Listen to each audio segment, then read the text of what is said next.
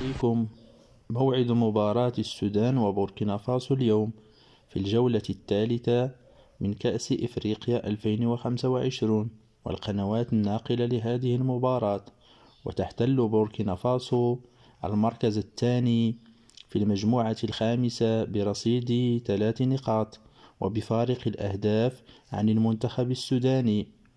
وسيحتضن ملعب الأمير مولاي عبد الله هذا اللقاء اليوم الأربعاء 31 دجنبر 2025 على الساعة 6 بتوقيت السودان، وعلى الساعة 5 بتوقيت المغرب والجزائر وتونس، وعلى الساعة 7 بتوقيت مكة المكرمة.